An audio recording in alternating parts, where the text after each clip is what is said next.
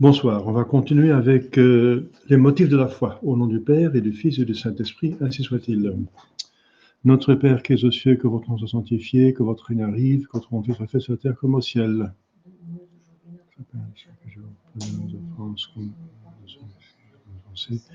Mais c'est pas tentation, ainsi soit-il. Je vous salue Marie, pleine de grâce, le Seigneur est avec vous. Vous êtes bénie entre toutes les femmes, et Jésus, le fruit de vos entrailles, est béni. Sainte Marie, Mère de Dieu, prie prie pour pour nous nous pauvres pauvres pécheurs. pécheurs, maintenant et à l'heure de notre mort. Ainsi Saint Joseph, priez pour nous. Saint Ange Gardien, veillez sur nous. Nos saints patrons, priez pour nous. Saint André Corsini, prie pour nous. au nom du Père et du Fils et du Saint-Esprit. C'est le jour, c'est le saint du jour, Saint André Corsini. Voilà, on continue avec les motifs de la foi. Alors, donc le catéchisme selon le professeur Spirago. Alors, les motifs de la foi, ça veut dire qu'il faut avoir la certitude que Dieu a parlé. Et quand on a la certitude que Dieu a parlé, alors on croit. Parce que Dieu est vérité, il sait tout, et il est véridique, il ne peut pas mentir. Mais il faut avoir la certitude que c'est Dieu qui parle. Alors ça s'appelle les motifs de la foi. Les principaux motifs qui nous induisent à croire, ce sont les motifs de la crédibilité, en autre mot, crédibilité, sont les prophéties et les miracles. Car par eux, nous obtenons la certitude absolue qu'une vérité est révélée par Dieu. Donc les prophéties et les miracles sont les propriétés extérieures de l'Église. Parce que pratiquement, la foi nous est maintenant prêchée par l'Église. Plus par les prophètes, plus par notre Seigneur Jésus-Christ, plus par les prophètes comme dans l'Ancien Testament, plus par notre Seigneur Jésus-Christ pendant les 30, les 3 dernières années qu'il était parmi nous. Mais, comme il a dit, notre Seigneur a dit à ses apôtres et leurs successeurs, allez prêcher dans le monde entier. Celui qui croit sera sauvé, celui qui refuse sera damné. Donc c'est l'Église maintenant qu'il faut croire. Et pour ça, savoir où est l'Église. Eh bien, on a ici les deux motifs les plus apparents, les plus touchants, prophétie et miracle. Et c'est vrai qu'on voit que nos peuples chrétiens ont été convertis par des miracles. Donc, par exemple, Saint Martin, il a détruit dans les campagnes tous les faux dieux, les idoles, et quand il était attaqué par la population indigène pour sacrilège, etc. Eh bien, il faisait des miracles pour prouver qu'il prêchait le vrai Dieu. Et les gens se convertissaient. La même chose est arrivée avec Saint Amand et ici en Belgique. La Belgique, l'époque, la province Belgique de la Gaule, qui allait de la Seine jusqu'au Rhin, hein, c'est différent maintenant. La province Belgique de Belgica, hein, la provincia Belgica de Gaulle, allait de la Seine jusqu'au Rhin, et de la mer du Nord jusqu'au Rhin, qui va seulement pas au nord, mais qui s'étend aussi à l'est. Alors, ils se sont convertis, par exemple, par Victitius, qui a ressuscité un mort, et Saint Amand aussi. J'en ai parlé l'autre fois, il me semble. Mais pour savoir où est la vraie Église, bien sûr, les prophéties et miracles sont toujours là, dans la vraie Église, mais il faut encore, on va voir ça plus tard, quand on va voir l'Église, on reconnaît la vraie Église parce qu'elle est une sainte, catholique et apostolique. Et seule la vraie Église est une sainte, catholique et apostolique. Donc là, on va avoir d'autres critères pour voir où est l'Église. Et une fois qu'on sait que ça, c'est l'Église de Dieu, eh bien, ce qu'elle prêche vient de Dieu. Voilà. Donc finalement, il y a 6 éléments pour savoir, donc des critères pour savoir si ce qui est prêché vient de Dieu. Et l'autre fois, j'ai parlé aussi d'autres propriétés de l'Église. Jésus-Christ a dit que elle sera capable de chasser les démons, vous allez imposer les mains et les gens seront guéris. Vous serez, si vous prenez un serpent et vous mord, ça vous sera rien. Si on vous fait boire du poison, ça vous fera rien. Donc vous serez protégés. Voilà. Et la vraie Église aussi, c'est persécutée parce que notre Seigneur Jésus-Christ dit que le disciple n'est pas plus que le maître. Si le maître est persécuté, l'Église sera aussi persécutée. La vraie Église sera toujours persécutée. Donc c'est des propriétés supplémentaires, voilà. Mais ce qui touche le plus les gens, les païens, enfin les gens à convertir, c'est justement les prophéties et les miracles. Ça, on voit dans l'histoire de la mission de l'Église. Alors, la plupart des miracles eurent lieu au début du christianisme. Il y avait beaucoup de miracles à l'époque, parce qu'alors ils étaient nécessaires à la diffusion du christianisme. Donc vous voyez, là où l'Église devait s'épandre, il n'y avait que 12, enfin c'est un symbole parce qu'il y avait plus que 12 apôtres, il y en avait finalement, il y a encore Matthias qui remplaçait Judas, et ensuite Saint Paul est arrivé, le 14e, mais le 12e ne fonctionnait plus, il est mort, il s'est suicidé, Judas. Donc il y avait donc les apôtres qui ont bien travaillé, mais donc c'est commencé par une douzaine de personnes, je dirais. Mais après, il fallait convertir tout homme. Tout homme. Vous voyez, il y a 12 hommes qui reçoivent la mission, 12 hommes, et tout homme doit se convertir. Aller prêcher toute créature, même toute créature. Saint François a parlé aux oiseaux, et Saint Antoine de Padoue, il prêchait aux poissons qui venaient sortir de la mer et qui sortaient leur tête de la mer et qui écoutaient ça quand il prêchait sur la rive. Donc, sur la plage de l'océan Atlantique, hein, c'était en Italie. Il est de Portugal, mais il a prêché, c'était la Méditerranée, parce qu'il a travaillé surtout en Italie, parce qu'il s'est converti, il est devenu capucin, donc adepte de Saint François d'Assise, qui était en Italie. Mais c'est un Portugais qui est allé en Italie, Antoine de Padoue. Donc, 12 personnes, et il fallait prêcher à toute créature, à tout homme. Et on voit que c'est arrivé, parce que à un certain moment, presque tout le monde avait reçu l'évangile, et beaucoup s'étaient convertis. Maintenant, on est dans un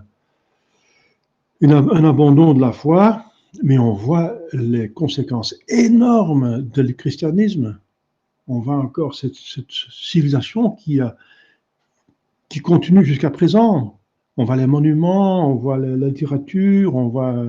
Et l'Église qui continue, la belle liturgie, les chants grégoriens, tous les objets d'art, l'art chrétien, la civilisation. Elle a développé les sciences, parce que Jésus a dit, le Seigneur a dit qu'il fallait utiliser tous ses talents, les talents surnaturels, plus que les talents naturels, mais il fallait utiliser tous les talents, autant que possible, et mettre au service de Dieu et la société.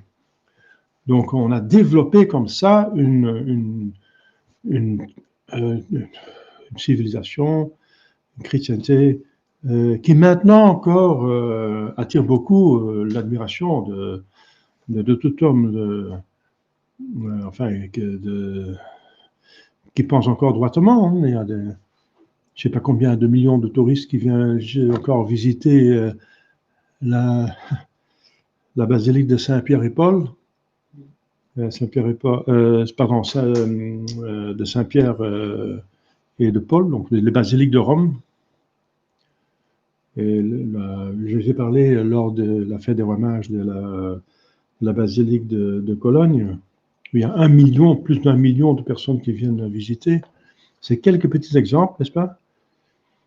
Donc, c'est énorme. Donc, c'est pour ça qu'au début, quand il y a besoin de diffuser le christianisme, il y a un grand besoin de diffuser. Alors Dieu donne les moyens. Et le miracle et la prophétie est donc le moyen le plus facile, le plus clair pour tout homme de bonne volonté, pour comprendre que là, Dieu est en jeu, que là, Dieu parle à travers ses instruments. Et ce sont des hommes qui viennent au nom de Dieu, parce que seul Dieu peut faire les miracles. Les miracles sont des œuvres, donc c'est une petite définition, des œuvres extraordinaires qui n'ont pu être produites par aucune force naturelle, mais qui ont été faites par l'action d'une puissance supérieure à la nature, supérieure aux forces naturelles qu'on connaît, supérieure aux lois et forces que la science humaine connaît. Donc des œuvres extraordinaires. Extraordinaires et dans un contexte religieux. Dans un contexte religieux, et qui sert donc à prouver que ce qui est prêché, la doctrine qui est présentée, vient de Dieu.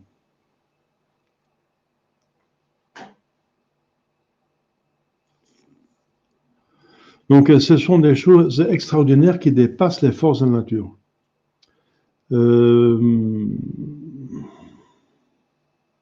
Par exemple, à l'époque, un chemin de fer, un bateau à vapeur, maintenant l'Internet, l'électricité, tout ce qu'on invente maintenant, la science, n'est-ce pas, tous les appareils qu'on invente maintenant, c'est comme prodigieux, n'est-ce pas, pour quelqu'un qui sort, disons, de siècle dernier, mais c'est pas des œuvres extraordinaires.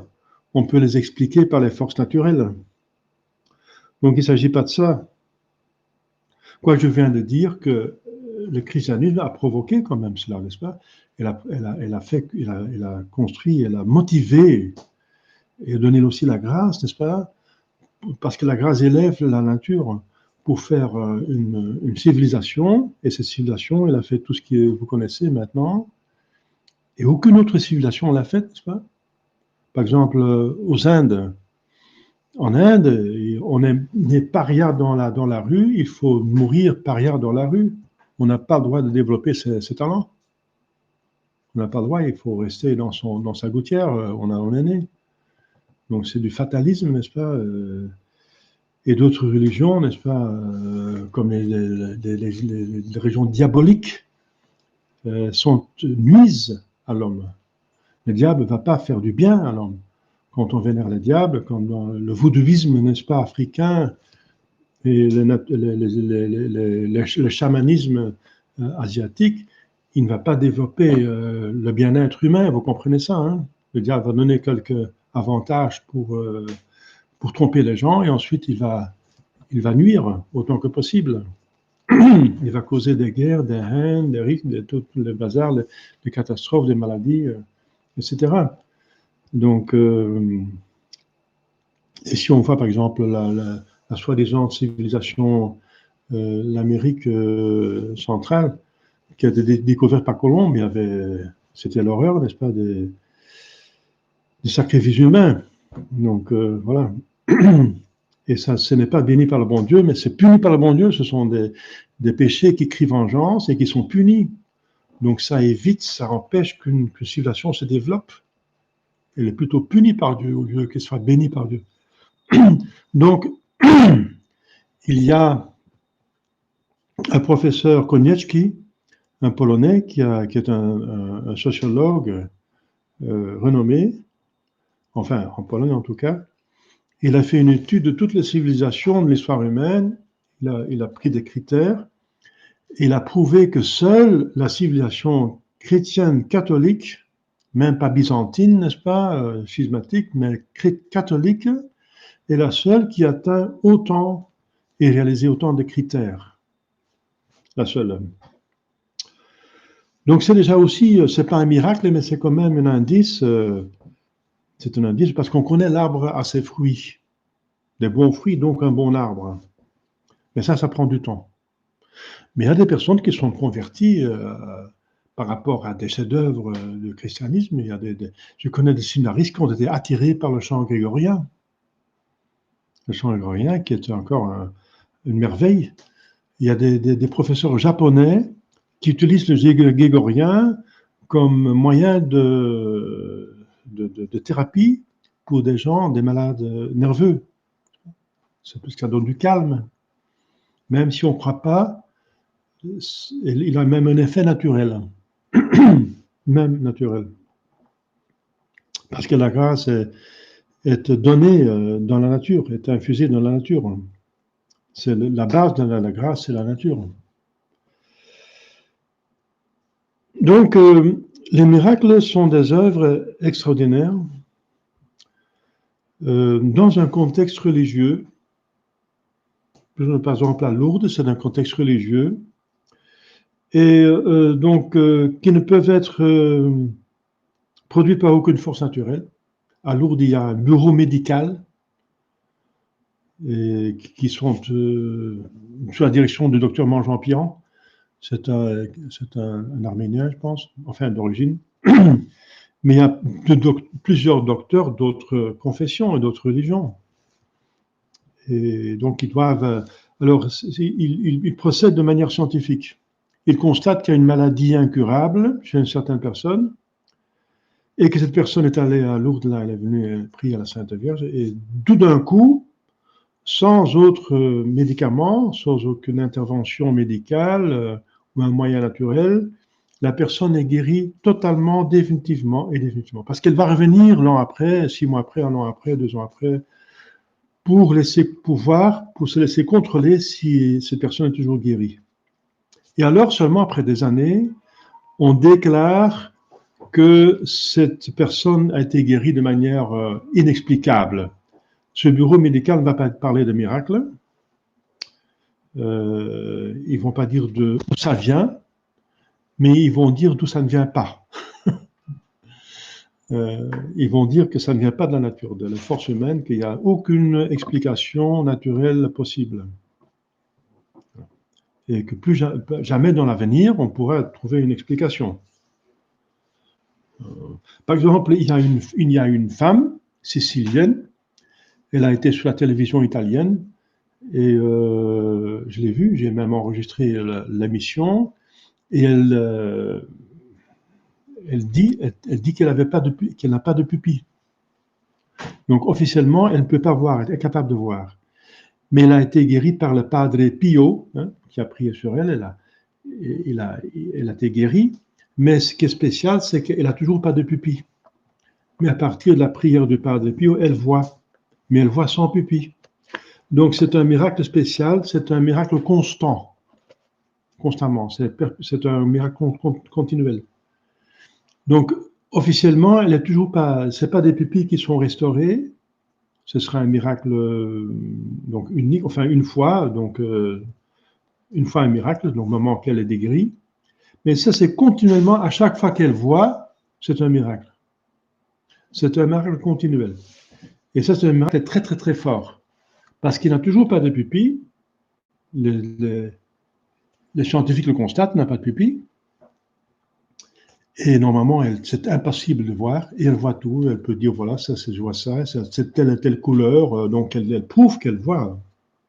C'est facile de prouver que quelqu'un voit.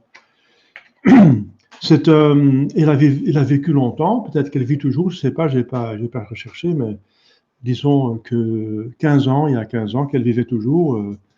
J'ai vu l'émission, c'était très intéressant. Et les scientifiques ne trouvaient pas d'explication. Voilà.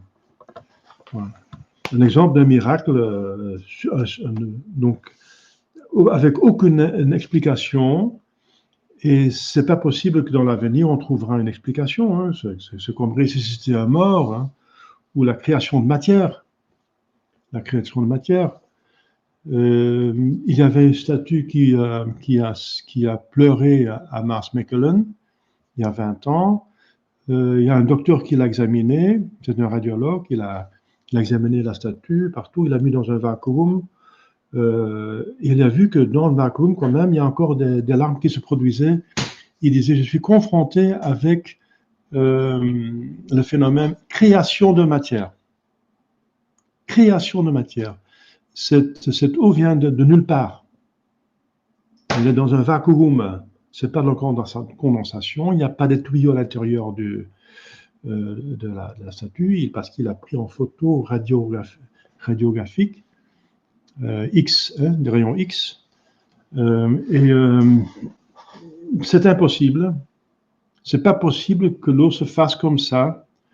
Donc ici, je certifie, j'ai demandé un certificat, il a certifié, je l'ai encore noir sur blanc chez moi, le papier, signé par le docteur, spécialiste. Il dit, je constate le phénomène de création de matière. Alors la création, c'est seulement possible par Dieu. Il n'a aucune créature, même pas un ange, un diable, qui peut créer la matière. La création vient de toute puissance. Voilà, donc c'est quelques exemples pour vous montrer. Et c'est toujours dans un contexte religieux, et pour approuver que cette doctrine-là vient de Dieu. Que ces personnes qui sont là donc parlent au nom de Dieu. Il faut accepter la doctrine et aussi la morale et les moyens de grâce. Donc accepter l'Église, quoi. Il y a des miracles vrais qui peuvent être grands ou simples. Il y a des miracles apparents. Ouais. Grands ou simples. Par exemple, simple, qu'est-ce qu'un miracle simple? C'est que...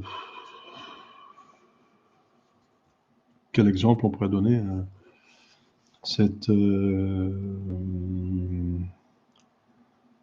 Quand quelqu'un a mal au dos, à son dos, n'est-ce pas, il prie et tout d'un coup, il est totalement guéri. Voilà. Bon. C'est pas un grand miracle, c'est pas création de matière, mais c'est quand même curieux qu'au moment qu'il prie, c'est disparu directement. J'ai eu le cas. Hein. C'est Richard Mosgol, il s'appelle. C'est un rédacteur de Zawsze Wierni en Pologne, qui est un responsable pour la rédaction du périodique Zawsze Wierni, ça veut dire toujours Semper Fidelis, ça veut dire toujours fidèle, hein, en polonais. Et il avait un mal au dos, hein, et en Pologne, il n'y a pas de sécurité sociale, hein, quand on reste à la maison, parce qu'on est malade, il n'y a personne qui vous paye, rien. Donc il n'y a rien. Il avait une famille. Et alors j'ai prié pour lui, j'ai prié la prière pour les malades, et du coup, il n'avait plus mal à son dos. C'est fini. Donc il a travaillé le lendemain. C'était parti du coup. C'est pas un grand miracle, mais c'est quand même quelque chose. C'est quand même, voilà, quelque chose. Quelque chose de bien. Donc il était content. Voilà, il a remercié le bon Dieu. Et des miracles apparents. Donc il y a question dans l'Écriture sainte de l'Antéchrist qui opérera des miracles, enfin des prodiges plutôt. Hein. On parle plutôt de prodiges que le diable peut faire, parce que le diable connaît des lois naturelles que nous ne connaissons pas encore. Hein. Et il peut utiliser cela. Mais il peut en abuser. Donc les prodiges du diable, puisque les anges peuvent mouvoir la matière, ils peuvent influer la matière, et par exemple diriger des rayons de lumière, comme nous le faisons par exemple les rayons laser. Et avec les rayons laser, on peut faire des apparitions de personnages en trois dimensions. Hein, ça existe. Allez voir forme 3D, 3 dimensions par laser. Vous allez voir. C'est comme si la personne était là, n'est-ce pas?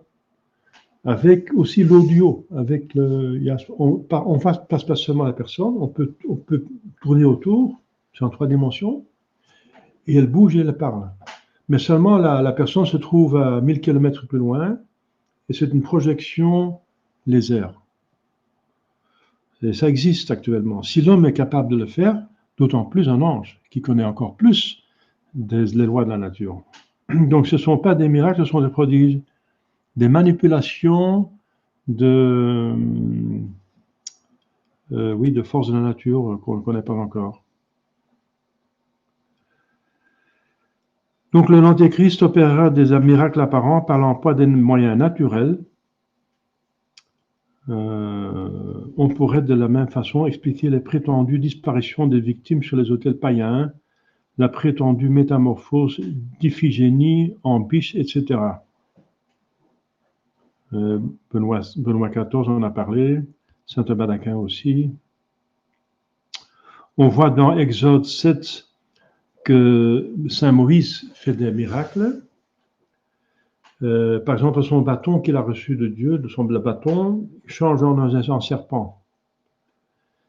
Le pharaon demande à ses sorciers de faire la même chose, et ils font la même chose. Donc le diable peut faire ça aussi.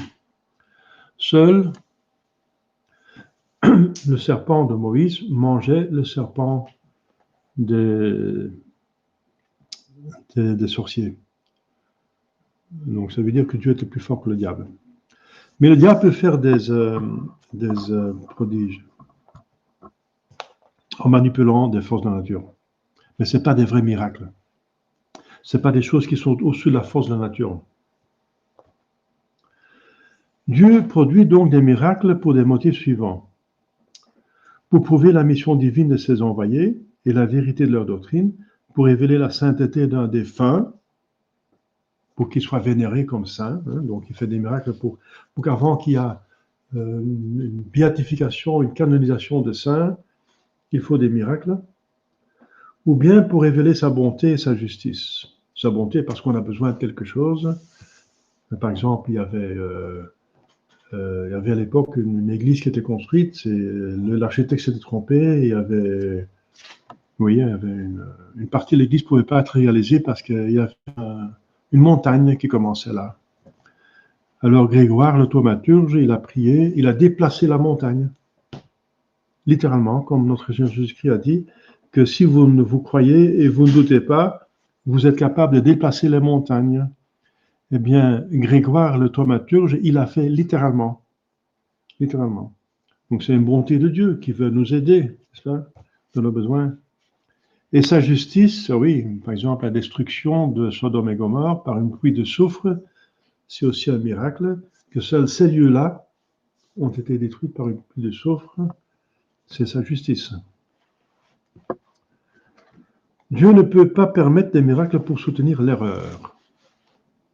Donc on voit pas les miracles parmi les protestants, des vrais miracles, des hindous, il y a des fakirs qui font des choses bizarres, mais c'est une maîtrise de leur corps, c'est une technique qu'ils peuvent apprendre, et ça me paraît très bizarre, c'est très étonnant, et ils vont assez loin, n'est-ce pas? Mais c'est des techniques qu'on peut expliquer. Et par exemple, il n'y a pas de miracles ailleurs, on ne voit pas des miracles comme la création de matière, comme chez, par exemple, il y a quelqu'un qui va devant Notre-Dame du Pilier, del Pilar en Espagne. Il y avait quelqu'un qui n'avait pas de jambes, ça s'appelle un unijambiste. Voilà. Ça s'appelle comment? Enfin, quelqu'un sans jambes, c'est un... Ouais, enfin, il n'avait pas de jambes. Il a prié, il a obtenu des jambes en priant. Donc, c'est un des plus grands miracles qui a été jamais fait. Enfin, à part des résurrections des morts, parce qu'on vient de fêter Saint Jean Bosco, il a ressuscité des morts. Il y a plusieurs saints qui ont ressuscité des morts. Le dernier que je connais, c'est Saint Jean Bosco. C'était même une exception extraordinaire. Il a ressuscité un mort, et ce mort se trouvait en enfer. Donc c'est un de ces garçons, parce qu'il prenait soin des garçons de Turin, qui était la jeunesse négligée. Et il a ressuscité, et il était donc de nouveau vivant. On peut ressusciter des morts. Jésus-Christ a ressuscité des morts, il a dit, vous pouvez faire ce que j'ai fait, et même plus. Et notre Seigneur Jésus-Christ a dit, les miracles que je fais, mes disciples pourront faire même plus en mon nom. Donc si Jésus-Christ ressusciter des morts, nous, on peut le faire aussi. Saint Jean de Bosco a ressuscité un mort, mais qui était dans l'enfer. Et alors, il a eu la grâce d'avoir quand même, de regretter ses péchés, une fois qu'il était vivant. Il s'est confessé, il est de nouveau mort, mais cette fois-ci, il est allé au purgatoire ou au ciel. Je ne sais pas. Enfin, en tout cas, pas en enfer. Ça, c'est l'exception. Il ne faut pas compter à sortir de l'enfer. Normalement, on n'en sort pas. Donc, c'est vraiment l'exception qui confirme la règle. C'est parce qu'on, vous voyez, on peut ressusciter des morts avec il y a voilà, c'est possible. Mais c'est aussi un don, n'est-ce pas? En principe, tout le monde peut faire un miracle s'il a la foi. Jésus-Christ dit, si vous avez la foi, vous ne doutez pas, vous faites des miracles. Mais en pratique, on voit, et Saint Paul en parle, qu'il y a quand même des dons. C'est quand même des dons, n'est-ce pas? Des dons. L'un a le don de la prédication, le don des services qui rend service, l'autre a le don de s'occuper des malades, de consoler les malades, l'autre le don des miracles, voilà, donc il y en a. C'est un don, pratiquement, et on voit que les miracles sont faits surtout par des saints, mais ce n'est pas nécessaire qu'il y ait des saints. Exceptionnellement, le miracle peut être fait par des personnes qui ne sont pas des saints du tout. Parce que notre Seigneur Jésus-Christ en parle. Il dit à la fin, donc au jugement dernier, il y en a qui me diront, Seigneur, Seigneur, on vous a prié, on a prié, et on a fait des miracles en votre nom. Et Jésus-Christ dira, je ne vous connais pas, allez loin de moi, parce que vous n'avez pas fait la volonté de mon Père. Vous n'avez pas prié pour devenir meilleur, mais comme un pharisien, pour dire, comme je suis bien, hein, mon Dieu, toi, vous êtes bien content de moi parce que je fais ça. Donc, la prière du pharisien, donc qui est inutile, n'est-ce pas? Et ensuite, des miracles pour, je sais pas, pas pour la gloire de Dieu, mais pour la propre vanité. Et le bon Dieu peut faire des miracles dans ce cas-là, parce que c'est fait dans un texte religieux que les personnes qui constatent ce miracle ou qui sont miraculées comprennent que ça vient du vrai Dieu et que c'est quand même un acheminement vers la vraie religion. Quoique la personne qui le fait ne soit pas sainte. Donc ça peut arriver. Et ils peuvent même chasser les démons. Et on voit dans l'Écriture sainte que les fils des pharisiens chassaient les démons aussi. Hein. Et qu'il y en a qui chassaient le démon au nom de Jésus-Christ et de Saint.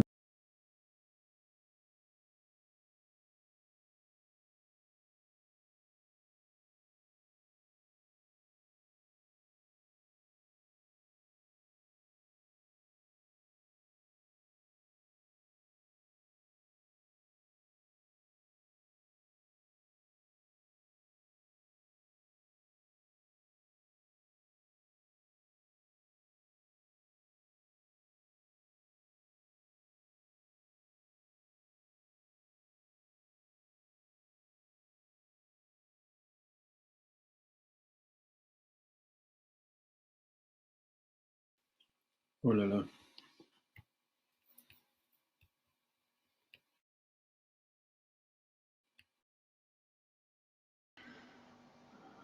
Excusez-moi, on était parti. C'est la connexion Internet. Parfois, ne marche pas très bien. Voilà, maintenant, j'espère que vous m'entendez bien. Alors, on continue. Donc, les miracles. Donc, parfois, les miracles peuvent être faits et aussi chasser les démons au nom de Jésus-Christ et même de Saint Paul. L'Écriture sainte en parle. Mais par des personnes qui ne sont pas en ordre, pas en état de grâce. Et c'est possible. Mais ce n'est pas, pour ces personnes-là, c'est pas bien. Parce que les miracles et les prophéties sont des dons qui sont donnés pour la communauté et pas pour la personne elle-même. Vous voyez? Donc, les dons qui sont donnés pour la personne elle-même sont leur foi l'espérance de la charité. Par là, on devient saint nous-mêmes. Mais il y a des dons qu'on reçoit, des dons extraordinaires, gros miracles et prophéties qui sont faits pour la communauté. Par exemple, l'aisance de la parole, c'est pour la communauté, etc. Donc, et on peut malheureusement les avoir même en état de péché mortel. Hein. Donc, c'est des dons pour la communauté, mais pas pour la personne elle-même forcément. Mais si la personne elle-même en use par amour de Dieu et par amour des âmes, elle mérite bien sûr. Elle mérite. Et il devrait faire ça comme ça. Ça devrait être comme ça. Mais c'est possible que des fois, ça n'est pas ainsi. Et de là, Jésus-Christ s'en plaint. Il se plaint de cette situation que les personnes ne sont pas en ordre, mais font quand même des miracles. Donc c'est possible. Mais ce n'est pas ce qui est le plus courant. Le plus courant, que c'est même les grands saints qui font des miracles.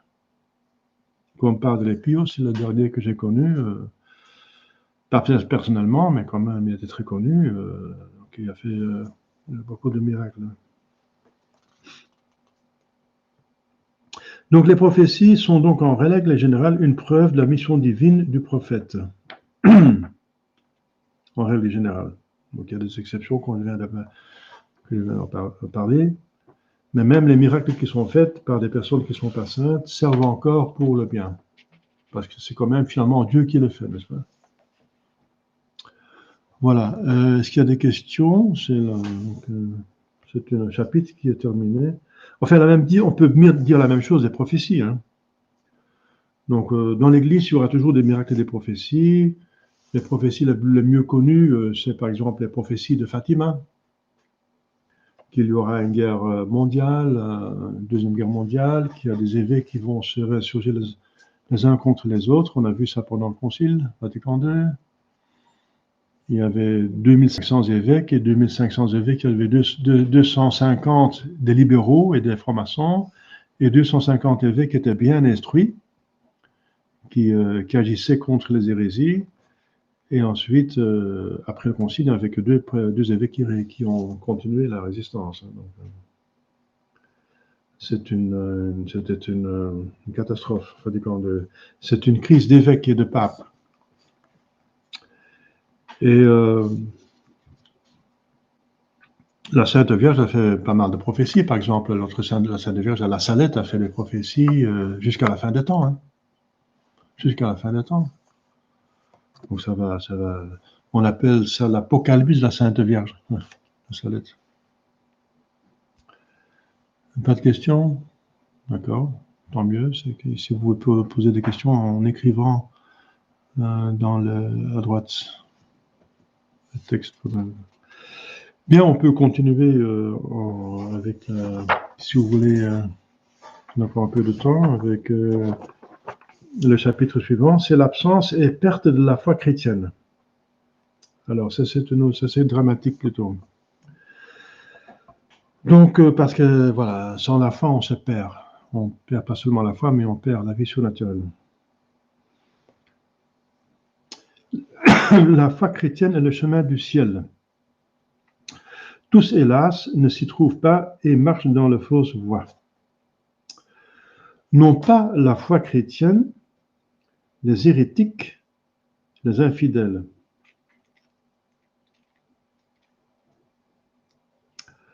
Et plus hérétiques, il y a les apostats. Parce qu'un hérétique, c'est un baptisé qui, après son baptême, refuse une ou plusieurs vérités révélées. Dogme, donc. Un apostat, c'est quelqu'un qui refuse toute la religion après son baptême. Alors, il n'a pas la foi chrétienne. Les infidèles, bien sûr, parce qu'ils ne sont pas encore convertis. Les infidèles peuvent être des juifs ou des païens. Hein.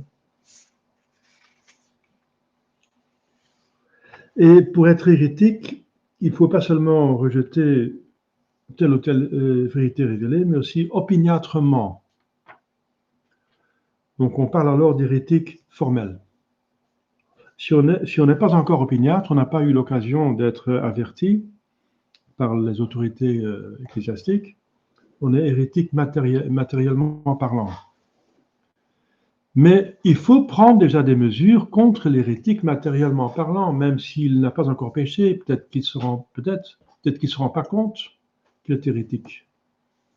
Mais il faut déjà protéger la société catholique contre l'hérétique, même matérielle, parce que c'est une hérésie. Et c'est pas possible que dans l'Église, l'hérésie circule librement. Il y a même une promesse, notre Seigneur Jésus-Christ, que les portes de l'enfer ne prévaudront pas contre elle. Il s'agit de la vérité, parce qu'il est la vérité, et l'enfer, c'est le mensonge. Et c'est sur ce texte-là qu'est fondé le dogme de l'infaillibilité de l'Église et de l'indéfectibilité de l'Église. Donc, c'est pas possible que toute l'Église va perdre la foi, et il y a un mécanisme, n'est-ce pas, une mécanisme d'immunité, n'est-ce pas, que l'Église se défend contre des ennemis, donc des éléments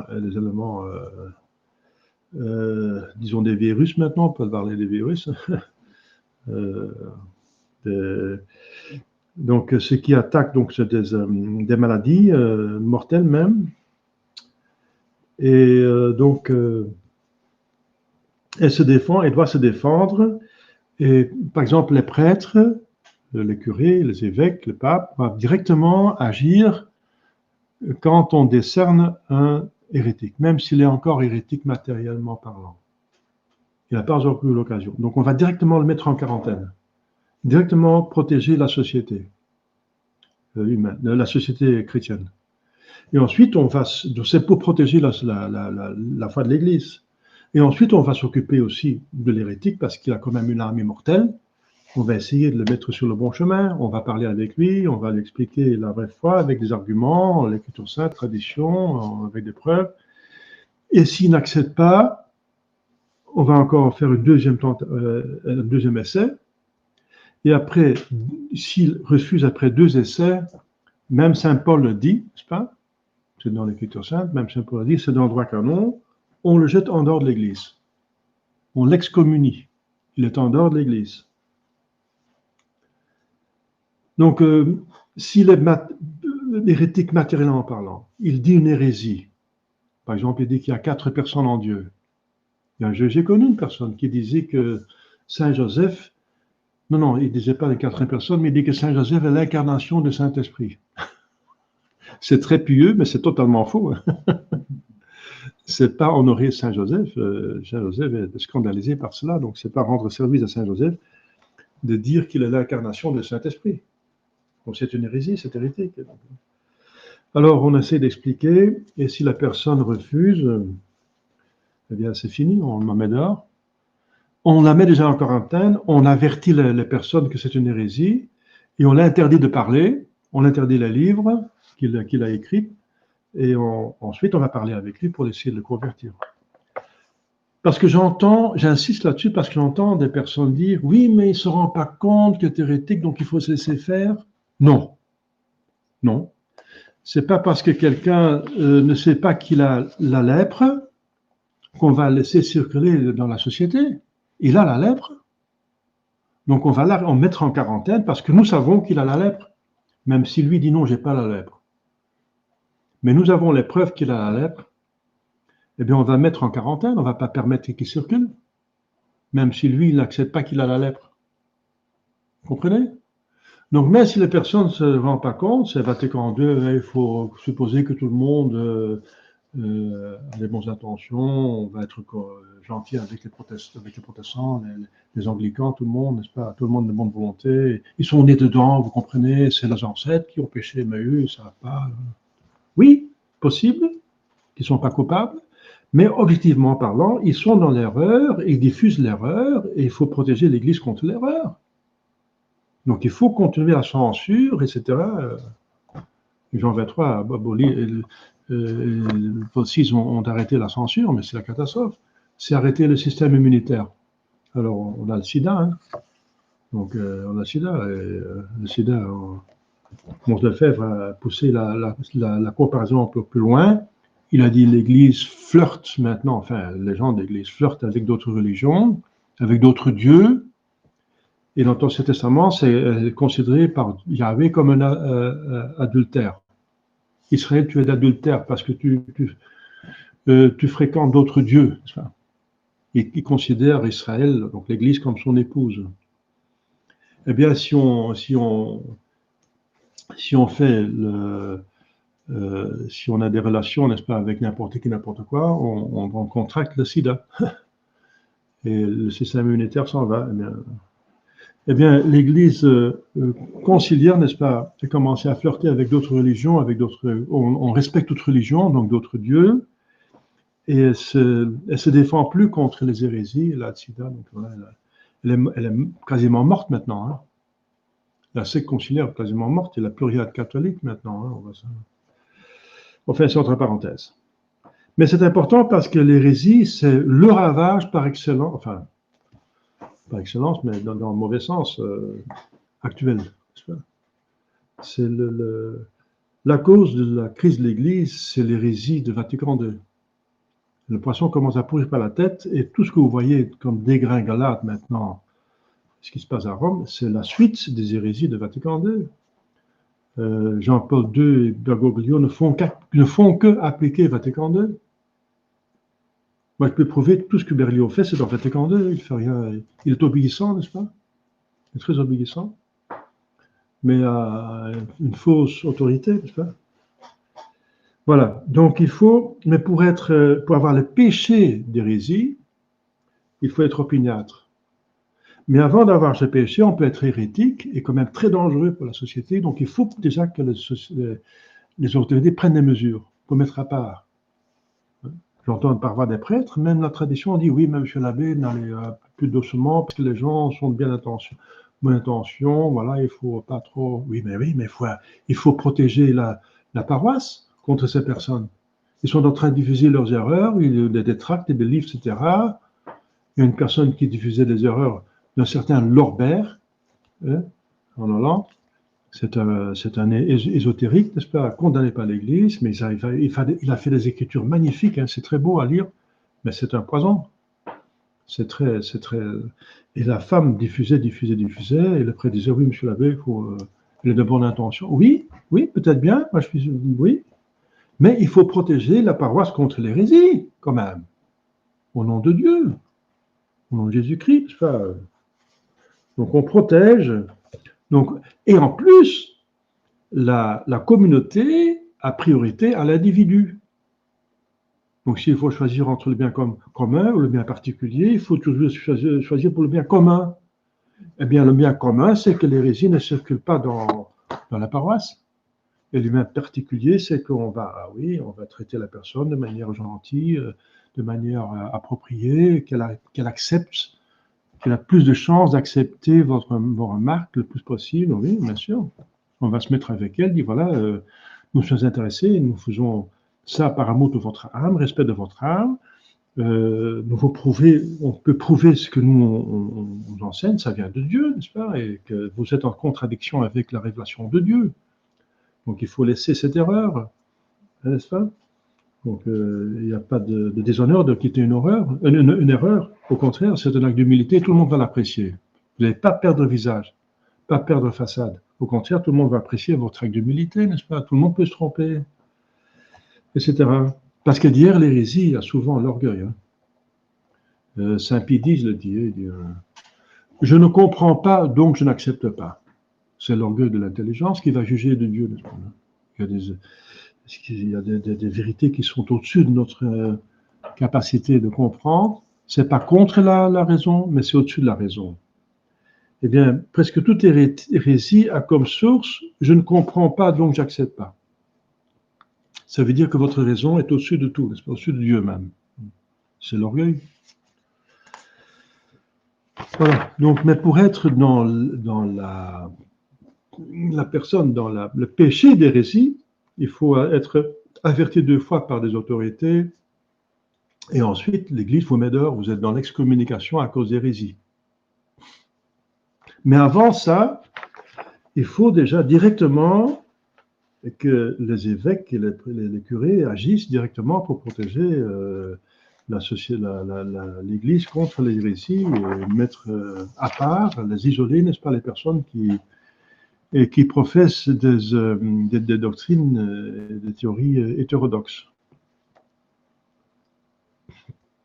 Celui qui par ignorance excusable vit dans l'erreur n'est pas hérétique devant Dieu. Ça c'est sûr, donc on n'a pas de péché d'hérésie, mais on est de dangereux pour la communauté. Et la communauté a priorité à l'individu, donc voilà, il faut faire la distinction des choses. Il faut prendre soin du bien commun en mettant la personne à part et arrêter la diffusion de l'hérésie. Et deuxièmement, par amour de l'âme de l'hérétique matériel, matérialitaire, on va s'occuper de lui pour expliquer ce qu'est la vérité d'une manière convenable. On va prendre du temps, on va lui laisser du temps de réfléchir, on va prier pour lui, etc. Comme on a fait pour Luther. Hein. On a eu beaucoup de... l'Église, c'était Pie V et Charles Quint ont eu beaucoup de patience avec Luther. Beaucoup de patience. Ils ont dit oui, il a de bonnes intentions. On espère. Enfin, on va lui donner l'occasion de s'expliquer. Mais finalement, ils ont peut-être eu trop de patience. Parce qu'il en a profité pour diffuser encore plus ses erreurs. Et, c'est devenu une catastrophe. Hein. Un tiers de l'Europe est devenu protestant. Donc, vous voyez, parfois qu'on est trop indulgent avec la personne, on détruit la communauté. C'est pas possible. Vous voyez? On pourrait presque dire que Charles Quint était trop indulgent avec Luther. Oui. Moi, je le dis. Moi, je dis tout ça. Moi, je le vois. Donc, regardez l'histoire des protestantistes, vous allez voir. Ils ont eu des années de patience avec Luther. Bon. Des incrédules sont ceux qui ne veulent croire que ce qu'ils perçoivent par les sens ou peuvent comprendre par leur raison. Voilà.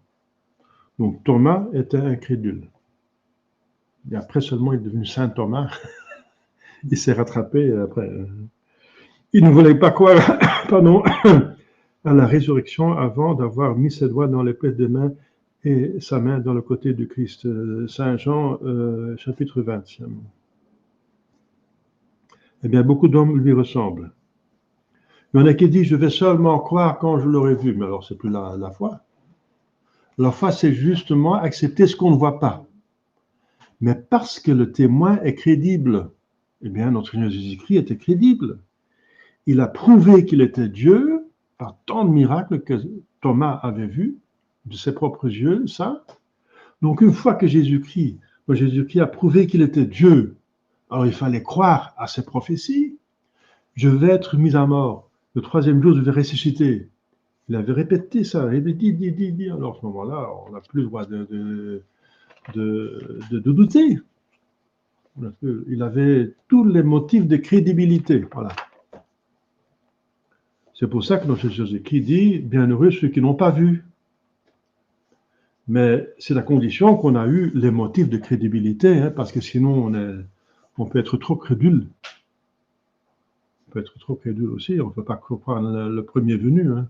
Il faut des motifs de crédibilité, et une fois qu'on a la certitude que Dieu a parlé, à ce moment-là, on n'a plus le droit de douter. Mais Thomas l'a eu.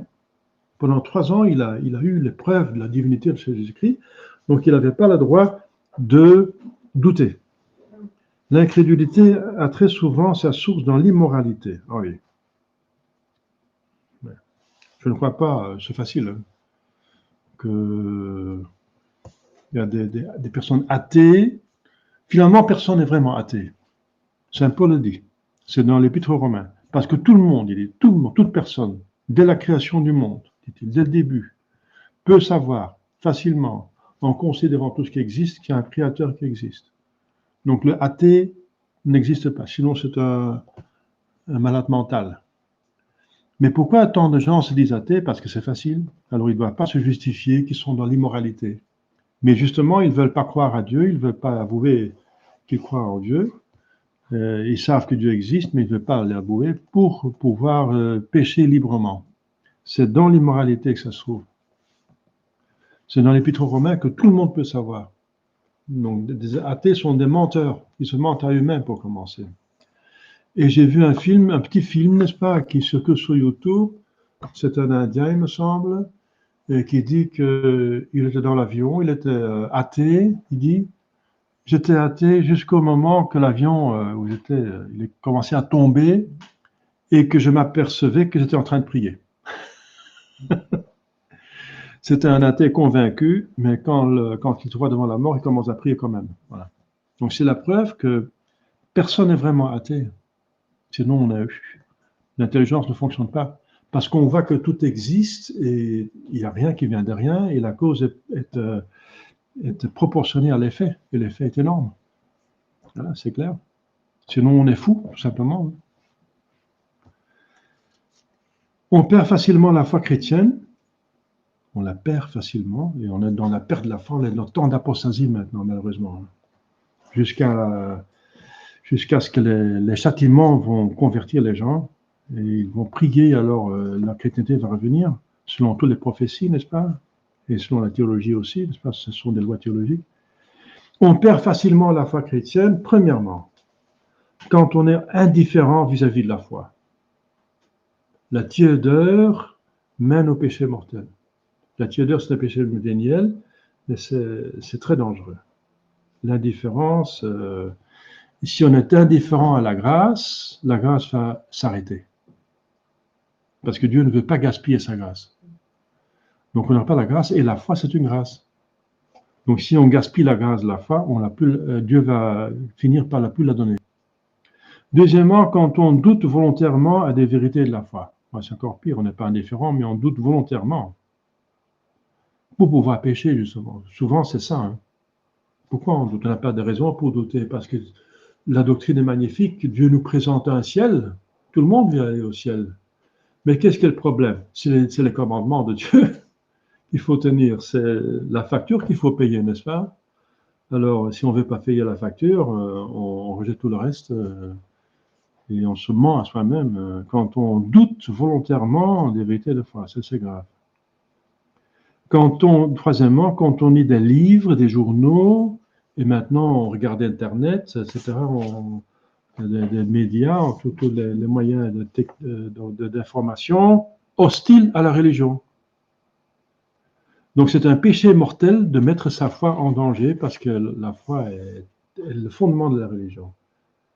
Donc mettre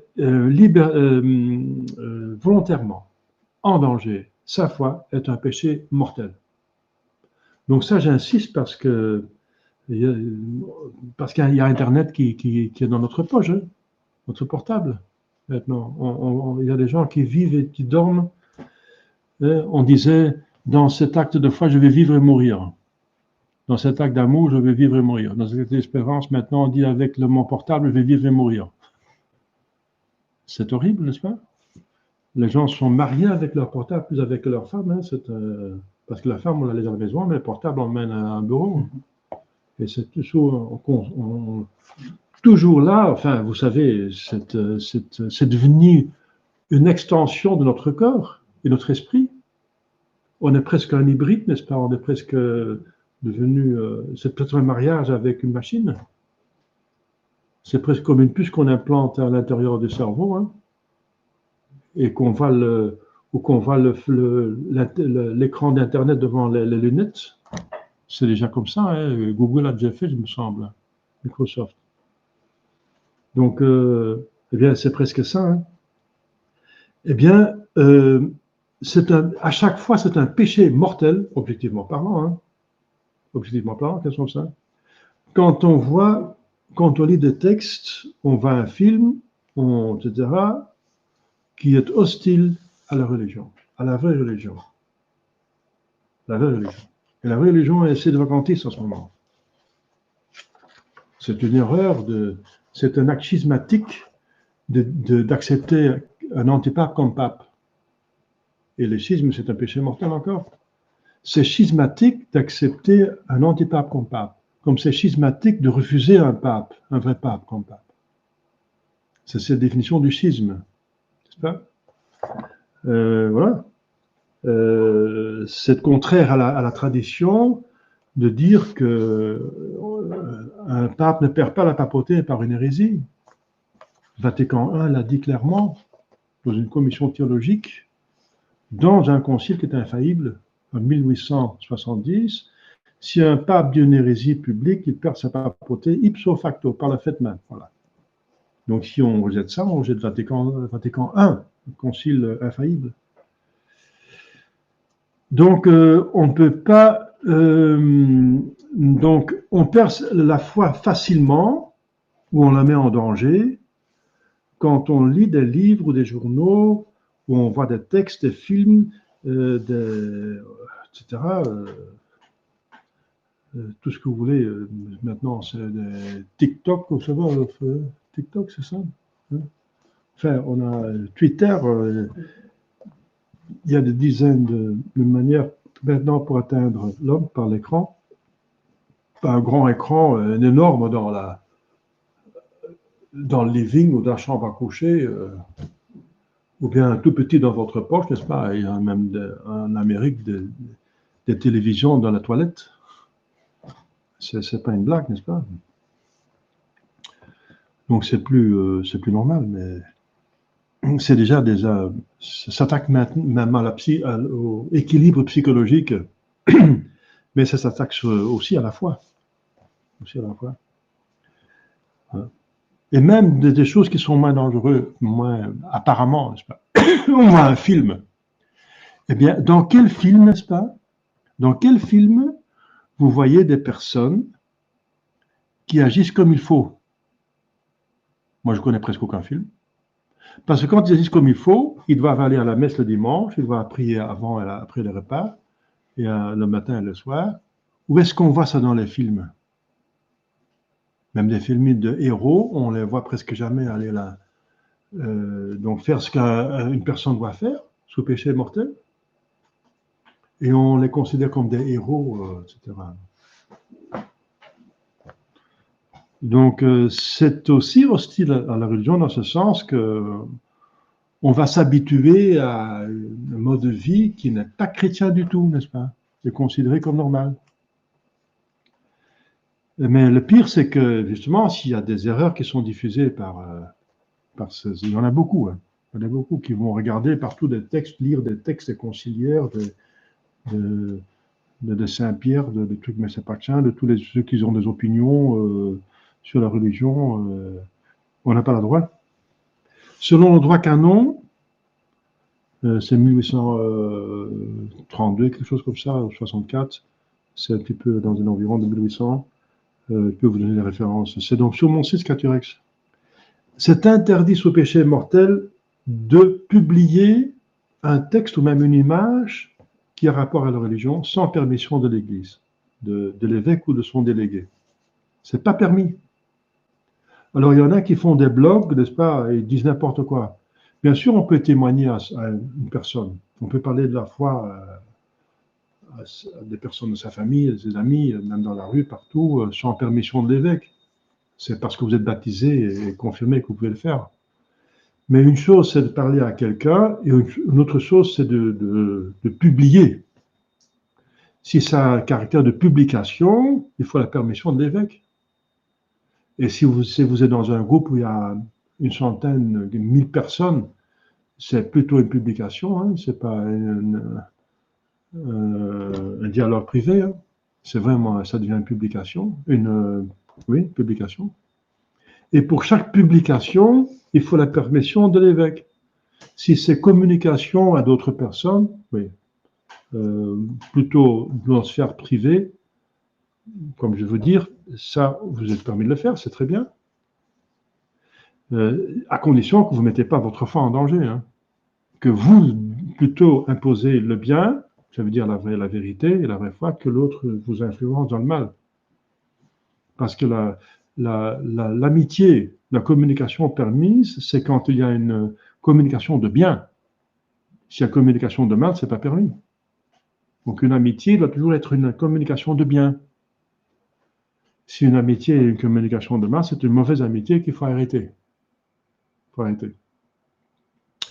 Donc ça, c'est au niveau privé. Mais dès que ça prend le caractère de publication, vous n'avez pas le droit de le faire.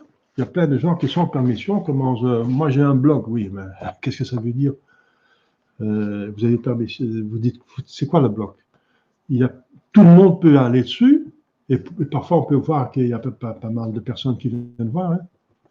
Moi, j'ai ma page de publication, il y a déjà, je ne sais pas combien, 70 000 personnes qui l'ont regardé, c'est pas rien, n'est-ce pas? Donc 70 000 personnes, 70 000 fois que ça a été regardé. Ma chaîne YouTube, eh bien, moi j'ai permission de l'évêque, mais si quelqu'un a fait la mais je connais des personnes qui ont plus que moi, qui ont quelques milliers d'abonnés. Moi, je n'ai que combien, je ne sais plus combien, j'ai 560 abonnés, je pense. 560 abonnés. Eh bien, je connais des laïcs, même traditionnels, même sédévacantistes, soi-disant, enfin, qui ont des chaînes YouTube, etc., et qui ont 1000, 2000, 3000 abonnés. Eh bien, ça devient vraiment une publication. Ils doivent être contrôlés. Chaque chose qu'ils publient doit être contrôlée par un évêque ou un prêtre. Sinon, ils pêchent. Parce que puisqu'ils n'ont pas fait la théologie, ils peuvent diffuser une erreur. Et diffuser une erreur, ça tue l'Église. Parce qu'on perd la foi avec une seule hérésie. Avec une seule hérésie, on perd la foi. Parce que si on a une hérésie, on dit Dieu, par exemple, on accepte tout le reste. Mais on a une hérésie, on dit Dieu, je vous accepte pour 99%, vous avez raison, mais pour 1%, vous êtes un menteur, je ne vous crois pas. Ça ne va pas. On peut pas. Donc, par une seule hérésie, on perd la foi. Et si on est hérétique, on est en dehors de l'Église. Et on se perd. L'exemple, c'est les Juifs. Les pharisiens n'étaient pas des hérétiques, n'étaient pas hérétiques, parce que notre Jésus-Christ dit clairement, écoutez leurs paroles, mais imitez pas leurs actes. Donc, écouter leurs paroles, ça veut dire qu'ils n'étaient pas hérétiques. N'imitez pas leurs actes, parce que c'est des grands pécheurs. Enfin, ils avaient des femmes en secret, et même dans le temple, ils avaient leur concubine, n'est-ce pas? Ils prenaient du trésor du temple, ils cherchaient les honneurs, ils ajoutaient des lois en faveur des dons, n'est-ce pas? Des lois, soi-disant des traditions. Ils abolissaient les traditions de Dieu, ils introduisaient des traditions ridicules. Donc le problème des pharisiens, n'est-ce pas? Mais à la fin, notre Seigneur Jésus-Christ va dire aux pharisiens, votre père est le diable parce que vous ne me croyez pas, parce que vous êtes dans le mensonge, n'est-ce pas? Et vous allez mourir dans votre péché. Vous allez mourir dans votre péché. Le péché de ne pas croire en moi. Celui qui croit en moi sera sauvé, celui qui ne croit pas sera perdu, sera condamné. Donc Jésus les envoie en enfer pour une seule hérésie. Une seule, c'est qu'ils n'acceptent pas comme Messie et pas comme Fils de Dieu. C'est pour ça qu'il va être tué. Pour une seule hérésie, ils sont éternellement... Jésus le dit, vous allez vous perdre, vous allez mourir dans votre péché mortel, puisque c'est le péché contre la foi. Donc, il les envoie en enfer pour une seule hérésie. Et voilà, donc c'est pas rien, hein. C'est pas rien. J'insiste parce qu'on est dans le contraire. À partir de Jean 23, n'est-ce pas, l'hérésie, on l'a laissé circuler, il faut aimer tout le monde, on accepte les hérétiques parce qu'on est nos confrères, ce sont nos frères séparés dans la foi. Ce ne sont pas des frères. Ce ne sont pas des frères. Parce qu'un frère, ça veut dire qu'on a le même père. Et les pères d'Église disent qu'on ne peut pas avoir Dieu comme père si on n'a pas l'Église comme mère. Les protestants n'ont pas l'Église catholique comme mère. Donc ce ne sont pas nos frères. Jésus-Christ dit, je répète, les pères de l'Église disent on ne peut pas avoir Dieu comme père, vraiment comme père, si on n'a pas l'Église, la vraie Église comme sa mère. Et qu'on est frères quand on a le même père, non? Donc les protestants ne sont pas nos frères séparés dans la foi. C'est une contradiction dans le terme, parce que si on perd la foi, on est en dehors de l'Église. Comment est-ce qu'on peut être frère si on est en dehors de l'Église, puisqu'on n'a pas le même père et pas la même mère? Donc c'est déjà n'importe quoi. Mais on comprend ce qu'il voulait dire, n'est-ce pas? On l'a accepté quand même, à l'époque, au début, parce qu'il voulait dire, oui, ce sont des gens qui ne sont pas cons, qui sont bien nés dans le protestantisme, ils sont de bonnes intentions. C'est comme les païens qui sont dans le baptême de désir. Voilà. Comme ça, on peut le présenter. La condition qu'ils sont de bonne volonté, mais on peut pas savoir. Objectivement, ils sont toujours dans l'erreur. Et combien de protestants se sont convertis par Vatican II? Parce que c'est comme ça qu'on a présenté Vatican II. Hein. On va faire un geste envers les protestants, les anglicans, les schismatiques, etc., pour abaisser le seuil, hein, et pour qu'ils entrent plus facilement dans l'Église. On va faire un captatio benevolentiae. Mais la captatio benevolentiae, c'est tout à fait au début seulement. Et à la fin, on dit la vérité. Comme saint Paul, il a donné dans l'Écriture sainte un exemple de captatio benevolentiae, c'est-à-dire la captation de la bénévolence. On essaie de capter, d'obtenir la bienveillance des personnes en faisant une petite remarque, un petit complément. On va briser la glace, on dit. Eh bien, saint Paul dit quand il arrive à Athènes, Athéniens, chers Athéniens, je vois que vous êtes un peuple très pieux. Bravo! Je vois partout des temples, j'ai jamais vu autant de temples qu'ici. Vous êtes vraiment très pieux, un peuple très, très pieux. J'ai même vu un temple à un Dieu encore inconnu. Eh bien, justement, je viens prêcher ce Dieu, n'est-ce pas, qui est le vrai Dieu, le Créateur, etc., etc., etc. Donc, saint Paul, il les félicite pour être si pieux, mais ils sont pieux dans le mauvais sens. Mais c'est parce qu'en soi, la piété, c'est une vertu, mais il faut bien la diriger vers le vrai Dieu, c'est ce qu'il va faire. Donc, on peut faire une captatio benevolentiae en faisant un petit complément sur quelque chose qui est apparemment bien, mais finalement, voilà, qu'il faut quand même être corrigé. Mais c'est comme ça qu'on a présenté Vatican II, c'est pour ça que toute l'Église a accepté au début. On disait, on va s'ouvrir aux protestants, aux anglicans, aux schismatiques orientaux, pour qu'ils puissent plus facilement devenir catholiques. C'est ça qu'ils ont dit. Je vous assure, j'étais là, je vivais, j'avais ouverture du Vatican II, j'avais 11 ans, et à la fermeture, j'avais 13 ans, j'avais quand même une intelligence, je savais de quoi il s'agissait, hein, j'étais pas bête. Même j'avais 12 ans, 13 ans, j'étais pas bête, je savais très bien de quoi il s'agissait. C'était pour mieux convertir tout le monde, parce qu'on s'ouvrait au monde, aggiornamento, on va tenir compte, n'est-ce pas, du monde pour mieux l'atteindre. On va tenir compte des sensibilités, même des moyens de communication modernes pour mieux les atteindre, pour mieux prêcher. C'est comme ça que ça serait présenté. Le Vatican II est présenté comme une nouvelle Pentecôte. Jean 23 a prié pour une nouvelle Pentecôte. La Pentecôte, l'Église s'est épandue et prêchait partout, etc. C'est comme ça que c'était. Et c'était l'Alléluia, c'était un bonheur, on était content que 2500 évêques se mettaient ensemble à Rome, c'était de la télévision, on voyait tous ces évêques incroyables, c'était avec le pape, c'était magnifique, on était tous contents. Et c'était présenté comme quelque chose de bien. Et toute cette ouverture, n'est-ce pas, envers les autres, c'est présenté comme une captatio benevolentiae, comme saint Paul, mais c'était une ruse, c'était pas, bien, je ne dis pas une ruse pour tout le monde, mais pour les francs-maçons, c'était la ruse. Pour les libéraux, je ne sais pas ce que c'est, parce que ce sont des gens qui étaient plutôt en faveur, mais je ne sais pas dans quel sens, dans quel ils s'en rendent compte. Et pour la plupart des évêques et des prêtres, ils s'étaient trompés. Ils ont été trompés. Alors, puisque Paul VI était un franc-maçon, il devrait savoir ce qu'il faisait. Quoi qu'on ne sait pas très bien, parce que quand même, bon, enfin, on ne peut pas juger les personnes. Hein. Le problème, c'est que Jésus-Christ dit, voilà, ne jugez pas, ne condamnez pas. On ne sait pas qui avait l'intention mauvaise ou bonne. Mais c'est sûr et certain que l'Église est infiltrée, qu'il y en a qui savaient très bien ce qu'ils faisaient, mais c'est une ruse magistrale, parce qu'au début, tout le monde devait l'accepter. C'est normal qu'on fait une captatio benevolentiae, n'est-ce pas? Tout le monde était content qu'il y avait Vatican II dans ce sens. N'est-ce pas?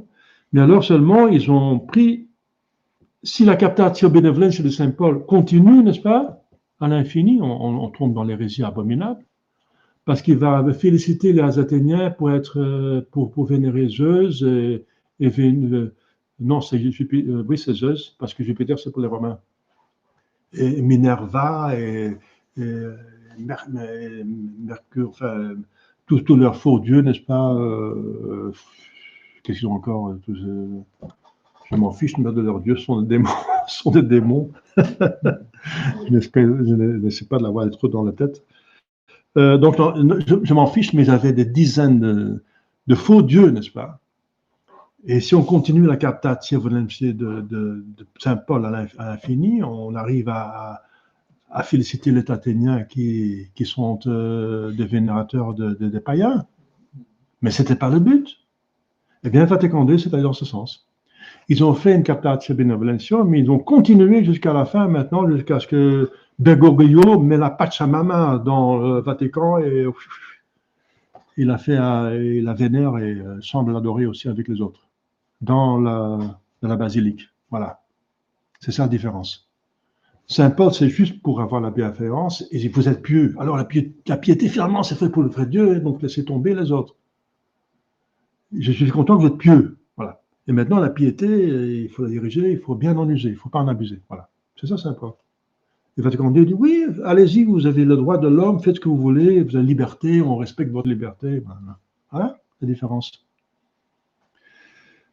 Voilà, donc j'en parle parce que justement, l'hérésie, c'est le mal de notre époque et c'est la cause de tous les problèmes. Parce que même dans le monde, parce que les problèmes dans le monde sont causés par les problèmes dans l'Église.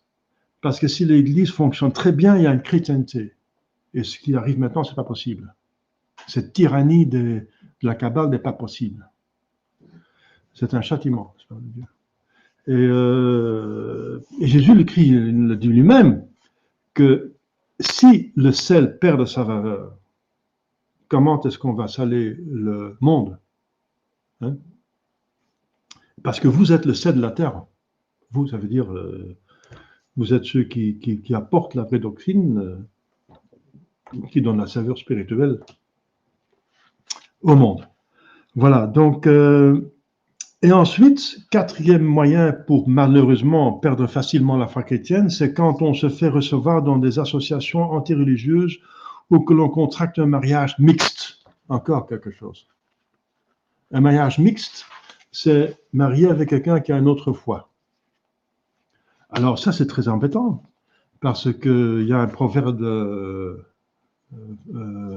néerlandais qui dit « 2 fois sur un oreiller, le diable dort au milieu, entre les deux. » Voilà. Mais ça rime en flamand. Ça veut dire que la religion détermine tous les domaines de la vie. Comment on va se comporter, comment est-ce qu'on va s'habiller, qu'est-ce qu'on va manger, qu'est-ce qu'on va faire le dimanche, comment avoir des enfants, avoir combien d'enfants, comment les éduquer, à quelle école, qu'est-ce qu'on va faire, où est-ce qu'on va en vacances, comment on va se comporter en vacances, est-ce qu'on va à la plage, est-ce qu'on va à la montagne, est-ce qu'on va... Tout, n'est-ce pas? On va quels amis, on va quel programme sur la télévision, n'est-ce pas? C'est tout le temps, n'est-ce pas? Bien, Dieu est partout, la religion est partout. Et donc, si on a une divergence d'opinion, de religion, c'est tout le temps, n'est-ce pas, la dispute. Tout le temps la dispute. Et voilà, l'Église ne veut pas de mariage mixte, mais si les gens veulent absolument se marier, l'Église peut dispenser, surtout s'il y a un enfant. Hein. S'il y a déjà un enfant avec une femme de notre religion, l'Église va donner la dispense. Mais elle fait ça contre son gré. Hein. Parce que ça rend... J'ai vu des personnes qui sont mariées, n'est-ce pas, qui étaient à tradition, qui sont mariées avec une fille ou un garçon d'une autre religion, pas de religion du tout, n'est-ce pas? Eh bien, au début, la fille ou l'homme faisait avec, par amour, soi-disant, et elle semblait être convertie. Mais une fois mariée, après elle n'allait plus à la messe. Je parle des cas très, très concrets que j'ai connus en Hollande. Hein. C'était autant que la femme ou l'homme, c'est un des deux, le partenaire qui était converti, soi-disant, était mal converti. La plupart du temps, il est mal converti. Et après, il est converti juste pour se marier. Et après, on a vu que voilà, la personne ne vient plus à la messe. Alors, la personne fidèle vient toute seule à la messe, jusqu'à ce qu'elle perde courage. C'est toujours la dispute à la maison, c'est toujours ceci et ça, donc elle vient. S'il n'a pas le courage, après des années, on en a jusque-là, et puis la personne n'allait plus à la messe. Donc les mariages mixtes mettent en danger. Donc si, bien sûr, la conversion est possible, Mais il faut que la conversion soit honnête. C'est pour ça que je conseille de d'abord convertir la personne et ensuite déclarer son amour. Vous comprenez? Parce qu'après, on ne sait plus. Donc, on ne sait plus, on n'a plus de points de repère. Et, moi, j'ai eu beaucoup de cas de personnes qui se sont mariées avec dans la tradition, parce qu'il n'y avait pas assez de filles ou de garçons dans la tradition. On a cherché ailleurs. Moi, c'est compréhensible. Mais beaucoup de cas, c'est tourné mal. Et c'est malheureux que la partie mauvaise prend le dessus, souvent, sur la bonne partie. Et ceux qui sont le dupe sont les enfants. Et l'enfant qui se trouve tout d'un coup dans une fausse religion, ou bien sans parents, ils s'en vont. Donc, c'est un problème, oui. Il faut prier pour avoir. Si on se marie, il faut bien prier, il faut bien vérifier que la conversion est honnête. Et alors, c'est magnifique, hein, c'est magnifique. Il faut des mariages, n'est-ce pas mais des mariages heureux.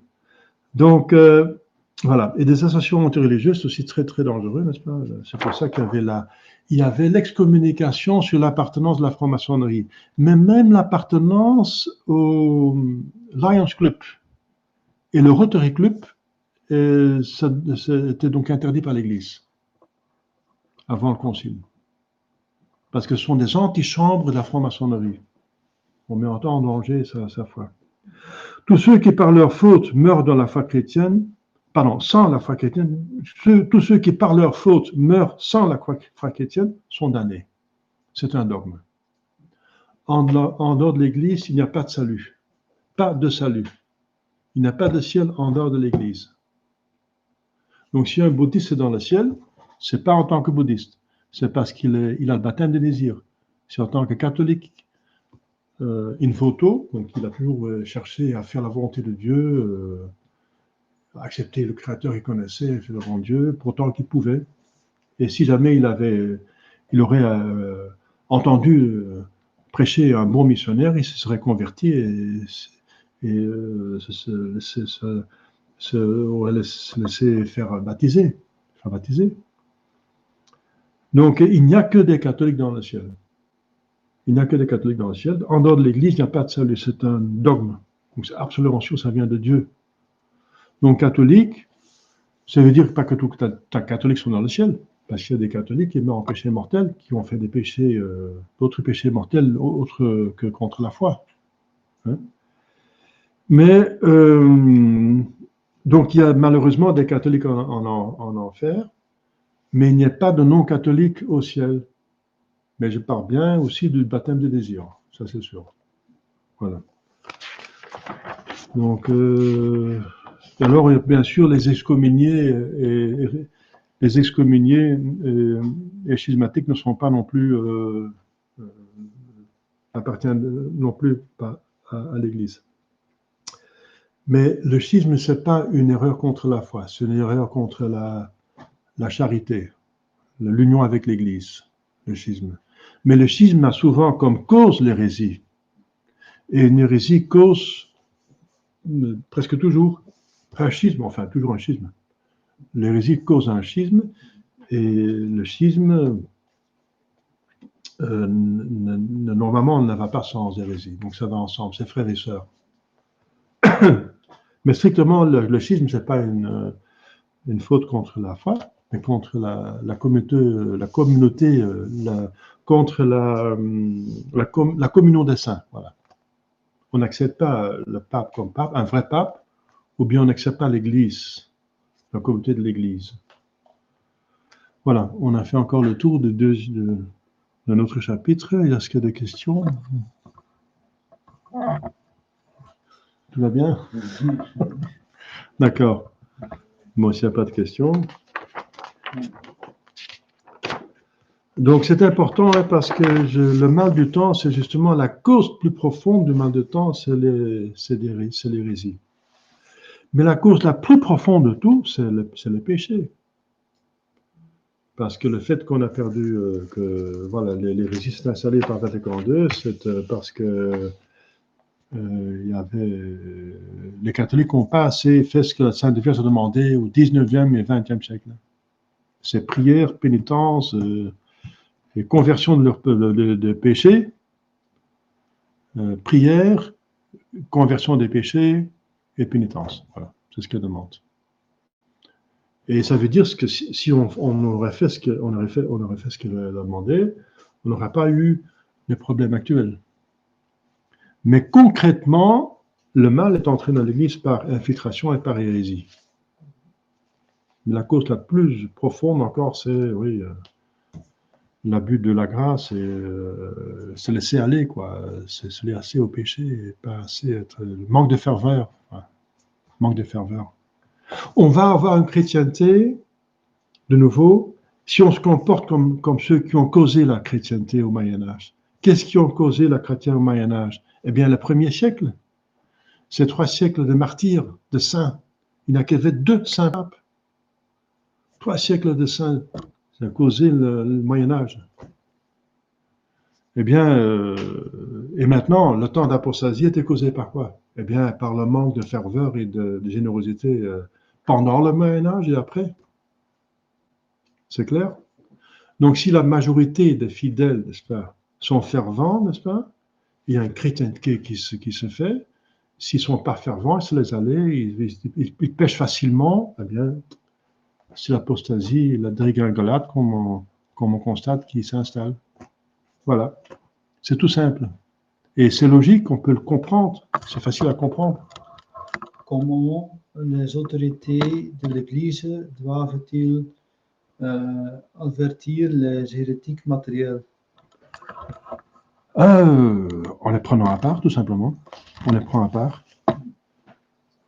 On les prend à part et on parle avec eux. Enfin, je veux dire, ce sont des personnes qui sont théologiens, n'est-ce pas, qui savent très bien la différence entre la doctrine et l'hérésie. Et qui ont aussi une formation pastorale, comment traiter les gens, n'est-ce pas?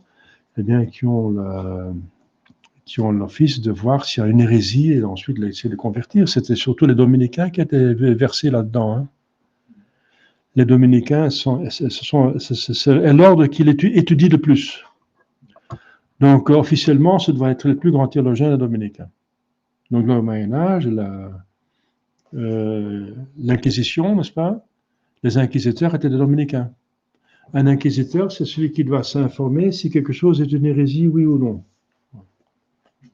Inquire, ça veut dire recherche, faire l'examen, examiner. Inquisition, c'est examiner. Et une fois qu'ils ont trouvé que quelqu'un est hérétique, ils le livraient au bras séculier.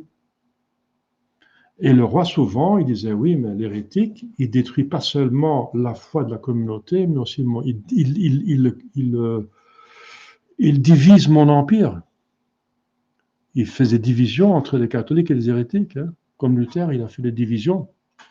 Donc, il divise mon empire. Un roi, il a horreur de division. Il cherche surtout l'unité et la paix à l'intérieur de son royaume, de son empire. On cherche toujours l'unité et la paix. Et l'hérétique cause des divisions.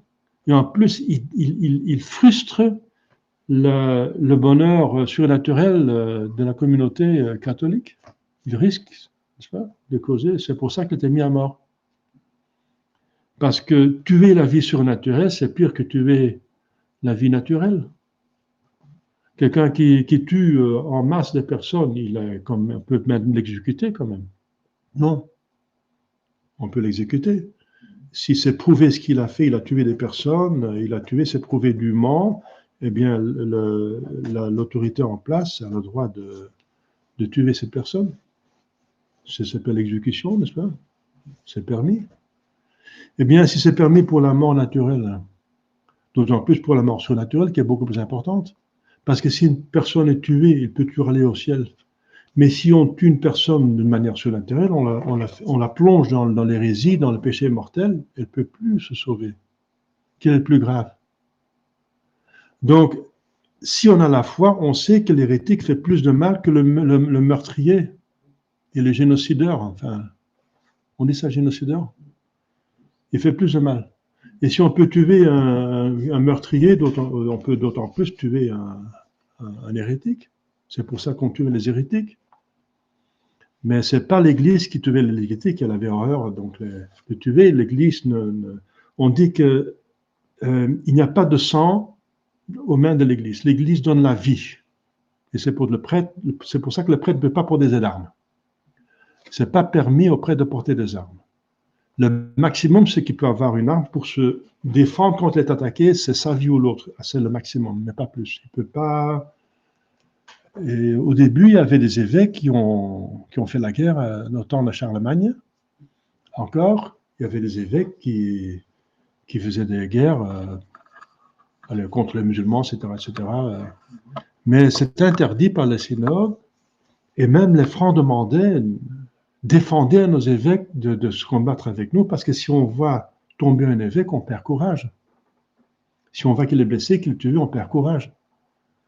Donc ça ne convient pas qu'un évêque soit militaire. On peut avoir un aumônier, bien sûr, mais c'est pour l'assistance spirituelle, c'est pas pour se battre avec.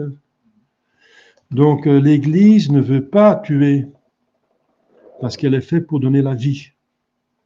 Et c'est pour ça qu'un prêtre ne peut pas, et qu'un prêtre qui a tué ne peut pas devenir, c'est un empêchement, n'est-ce pas, pour devenir prêtre. Donc voilà, même si c'est en se défendant, n'est-ce pas, c'est-à-dire si était militaire, un prêtre qui était militaire une personne qui était militaire et tuait des personnes, quand elle ne peut plus devenir prêtre, sauf dispense. Comme Saint-Ignace. Oui. Saint-Ignace de Loyola, oui. Voilà, une dispense, oui, mais normalement, ça ne se fait pas. Donc l'Église, c'est l'Église qui cherche s'il y a une hérésie, oui ou non, et si c'est prouvé qu'il y a une hérésie, elle livre au bras séculier, voilà, on a constaté que cette personne est hérétique, faites ce que vous voulez, vous êtes le souverain, vous avez le droit de vie et de mort. Et souvent, les rois catholiques ont jugé qu'il fallait mieux se débarrasser de cette personne pour qu'elle ne puisse plus continuer parce qu'elle se convertissait. S'il se convertissait, il n'y avait pas de problème. S'il se convertissait. Mais s'il ne voulait pas se convertir, eh bien, on va plutôt l'éliminer. Hein. C'était la décision des souverains, quoi. C'est pas l'Église qui était. Il ne faut pas rendre l'Église responsable des tueries des hérétiques. Mais c'était les souverains qui, en grande partie, décidaient. Et voilà. Donc, c'est toute la question de l'Inquisition. Mais l'Inquisition, que l'Inquisition a fait beaucoup de mal, n'est-ce pas, à brûler, soi-disant, des hérétiques, c'est une calomnie. C'est en grande partie une calomnie. C'est prouvé scientifiquement que l'Inquisition était plutôt une cour très douce. Ils ont même trouvé en Espagne que des personnes qui étaient dans la prison du roi commençaient à blasphémer. Parce que le blasphème, c'est un délit théologique. Et alors, ils étaient transférés dans la prison de l'Inquisition. Parce que là, ils étaient traités mieux. Donc, ils étaient dans la prison du roi, ils blasphémaient pour être dans une prison de l'Inquisition. Donc, c'est la preuve que l'Inquisition était une institution très douce et que dès qu'il y avait donc qu'il y avait un hérétique, il constatait qu'il y avait une hérésie, il livrait plutôt au bras séculier. Et que c'est surtout les protestants qui ont tué les soi-disant hérétiques, mais eux-mêmes étaient des hérétiques. C'est surtout les protestants qui ont brûlé les soi-disant sorcières, etc. C'est les protestants. Mais ils ont dit, Charles Quint, il a les canons, nous avons la presse. Et avec leur presse, ils ont diffusé beaucoup de calomnies de cette façon que la mythe de l'Inquisition espagnole, qui est si terrible, c'est une mythe, hein, c'est vraiment une mythe. Hein. C'est prouvé scientifiquement. J'ai vu un documentaire fait par le BBC même, et il y avait des spécialistes dans le monde entier, et j'ai une copie de ce documentaire, mais il n'est pas politiquement correct parce qu'on n'accepte pas les conclusions scientifiques. C'est dans la tête des personnes, des gens, que l'Inquisition espagnole, c'est horrible, et donc c'est horrible.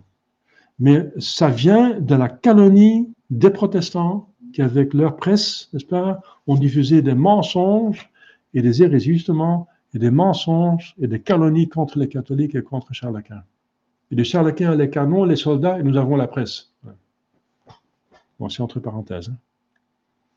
Mais c'est très important, cette histoire d'hérésie, parce que cette histoire d'hérésie, cette histoire de l'Église, c'est l'histoire des hérétiques et des conciles. À chaque fois qu'il y avait une hérésie, il y avait un concile pour dresser la vérité.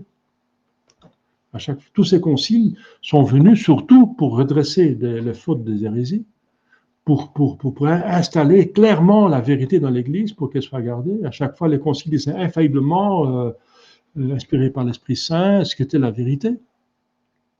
Donc c'est l'histoire des conciles, l'histoire des hérésies. C'est pour ça que Saint Paul dit, c'est nécessaire que les hérésies arrivent. Nécessaire, ça veut dire c'est inévitable, et finalement, le bon Dieu permet le mal en vue d'un plus grand bien. Le plus grand bien, ce sont les conciles et le dogme qui est plus clair. Voilà. C'est Saint-Pape Hormisdas qui a fait une formule contre les gens qui restent en société commune avec des hérétiques. Oui. Il a quand même atomisé. Oui, c'est encore autre chose. Le pape Hormisdas, c'est le premier pape c'est le 4e siècle, il me semble. Il a fait un formulaire d'abjuration lorsque le patriarche de Constantinople s'est converti. Enfin, il est mort plutôt, l'hérétique était mort, et après il y avait un catholique qui arrivait. Et le schisme qui était donc arrangé, c'est un schisme avant le grand schisme du XIe siècle. Hein. Il y avait déjà des schismes avant, mais c'était réglé parce que après la mort de l'hérétique, il y avait un catholique qui arrivait.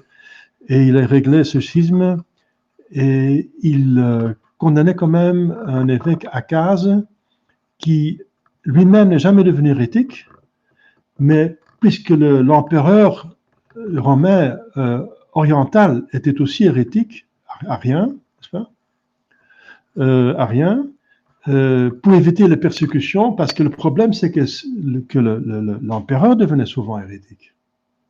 Et c'est l'empereur qui causait avec ses soldats, avec la police, des persécutions, des tueries, n'est-ce pas, des exécutions, des expropriations, des exils. Les gens souffraient beaucoup et menacés de la mort, etc. Donc, pour éviter la persécution, un certain Akaz s'est mis en amitié avec le patriarche hérétique, mais sans accepter son hérésie. Mais il était en amitié avec lui, en bon rapport. Eh bien, c'était condamné par le pape. Il a dit ceux qui entretiennent des amitiés avec les hérétiques subissent le même sort que les hérétiques. Et ce formulaire de pape Saint Hormisdas était considéré comme infaillible, comme un formulaire dans l'Église qui a partout toujours été accepté dans l'Église. Bossuet dit qu'il est infaillible, que l'Église a toujours agi à partir de ce moment-là comme ça. Qu'elle considère ceux qui ont des amitiés et des accords avec les hérétiques sont semi-hérétiques. Donc, sont pas hérétiques, mais ils ont, voilà. Ça s'appelle la sémi-hérésie. Un sémi ou un demi-hérétique, c'est quelqu'un qui prend quelque chose de l'hérésie, ou bien qui entretient des amitiés, des bons rapports avec les hérétiques. On ne peut pas avoir des bons rapports religieux avec les hérétiques. On peut avoir d'autres rapports avec eux. Par exemple, si votre boulanger, votre charcutier est un hérétique, vous pouvez acheter de la viande, là, hein. Donc, des rapports autres que religieux, vous pouvez avoir avec les hérétiques. Bon, enfin, par préférence, vous allez à la catholique, bien sûr, mais vous n'êtes pas obligé, vous n'êtes pas empêché d'acheter chez un hérétique, si vous n'avez pas le choix. Mais vous ne pouvez pas avoir des rapports religieux avec les hérétiques, parce que ça met en danger la foi. Et l'Église condamne ça. Donc, ce ne sont pas des hérétiques, mais ce sont des hérétiques. Et un exemple énorme actuel, c'est la fraternité Saint-Pédis. Mons Lefebvre, sauf une exception, en 87, je pense, quelque chose comme ça, en 80, donc 96, 7, oui, je pense, aux environs 6, 7. Il a fait un accord, mais le lendemain, il a arrêté. Et après, il a dit, on ne peut pas faire des accords avec Rome, puisque ce sont des ennemis de la foi. On ne peut pas, on va prier pour leur conversion, et après, on va se mettre avec eux. Pas de rapport avec eux. Mais malheureusement, il acceptait les hérétiques comme pape, les papes hérétiques comme pape. Ça, c'est sa faute. Mais en tout cas, il n'était pas semi-hérétique, parce qu'il ne voulait pas des rapports, des accords avec Rome avant la conversion. Mons Lefebvre est devenu semi-hérétique. Il a voulu des accords avec Rome, même sans conversion de Rome. Et c'est surtout à partir du conclave, enfin, je veux dire, non, du chapitre général de 2012 qu'il a fait ça. 2012, surtout en 2012. Et il a été, donc avant 2012. Et dans le chapitre, il a été condamné, mais il a continué quand même. Et le chapitre n'a pas eu le courage de condamner publiquement. Mais on l'a su. Et voilà, ils ont continué. Et il a fait des accords avec Rome. Il a des accords avec Rome Apostat. Hein, qu'ils ont des juridictions de Bergoglio pour la confession, des juridictions pour les ordinations, pour les mariages, et il peut aller juger à Rome, dans la Rota et dans les autres cours, hein, les tribunaux de Rome, selon le nouveau droit canon de l'antipape Jean-Paul II, n'est-ce pas, avec des autres hérétiques et schismatiques. Donc il a au moins 4 accords avec Rome, apostates. Donc ils sont condamnés par... donc la fraternité Saint-Pédis est certainement, sans aucun doute, totalement semi-hérétique. Pas hérétiques parce qu'ils n'acceptent pas d'hérésie, mais ils sont semi-hérétiques et ils sont aussi certainement schismatiques parce qu'ils acceptent comme pape un antipape. C'est schismatique d'accepter un antipape comme pape. Donc les hérétiques sont certainement pas papes, c'est sûr. C'est Vatican I l'a dit, le Concile infaillible, dans une commission théologique. Ils acceptent Paul VI après son hérésie comme pape, et jusqu'à Bergoglio inclus. Donc ils sont certainement schismatiques et semi-hérétiques. Ça, c'est sûr. Ils ne sont pas encore hérétiques, parce qu'il n'y a pas encore d'hérésie claire et nette. Mais ils sont en danger, hein, parce que je dis, un schisme va toujours mener à une hérésie facilement, parce qu'on commence à glisser. Puisqu'on a des accords avec Rome, on a l'influence de Rome. On a l'influence, on reconnaît comme autorité, on est impressionné, on est influencé, etc. Donc, voilà. Donc ça, c'est sûr. C'est un exemple actuel très pénible, puisqu'il y a une très grande partie de traditionnalistes, des gens qui veulent être traditionnalistes, qui veulent être catholiques, qui sont chez la fraternité Saint-Pédis, avec les prêtres, et qui sont dans un grand danger, qui finalement, par leurs prêtres, les évêques, etc., de la fraternité, sont amenés dans le schisme et dans la semi-hérésie, au moins, c'est le minimum. Qu'ils le sachent ou pas. Je ne vais pas juger les personnes, mais objectivement, c'est comme ça. C'est sûr et certain, il n'y a aucun doute. Ça, c'est sûr. Donc, ils sont semi-hérétiques parce qu'ils ont des accords avec Rome. Ça, on peut le prouver, n'est-ce pas? Et ça met en danger d'autres choses. J'en ai parlé, hein, dans mes catéchismes. Ça met en danger la validité de la confession. S'ils acceptent la juridiction de François, il faut une juridiction valide pour avoir une confession valide. Et une juridiction invalide, une juridiction d'un antipape n'est pas valide. Donc, leurs confessions sont objectivement invalides. Donc, c'est grave. C'est grave. Et ça, c'est déjà le coup du diable, parce que si la confession devient invalide en fraternité Saint-Pédis, comment est-ce que les gens vont sortir le péché mortel? Et c'est l'état de grâce qui est le plus important. La sainteté, c'est le but de l'Église. C'est le but. Et pour être saint, il faut le minimum, c'est l'état de grâce. Et l'état de grâce, on obtient surtout par la confession, pour les péchés mortels au moins. Et la confession est seulement valide quand il y a une juridiction valide. Et la juridiction d'un hérétique n'est pas valide. Vous voyez comme le diable, il fait son jeu? Ah, la fraternité, ils ont de belles églises, ils ont Saint-Joseph, ils ont magnifiques, ils ont des séminaires, ils ont des universités, ils ont des couvents, n'est-ce pas? Ils ont des prieurés, ils ont des masses de fidèles, ils ont des pèlerinages, ils ont des conférences théologiques, ils ont je sais pas quoi, ils ont toute une chrétienté mondiale traditionnelle. Ils sont en pays, n'est-ce pas? Ils ont des évêques, ils ont des professeurs, ils ont etc. Et des frères et des sœurs religieux, n'est-ce pas? Et d'autres communautés qui sont avec les évêques de la fraternité Saint-Pédis. C'est énorme, n'est-ce pas? Eh bien, voilà. Eh bien, le diable a fait bien son travail, malheureusement. Parce que ce qui est le plus important, c'est le ciel.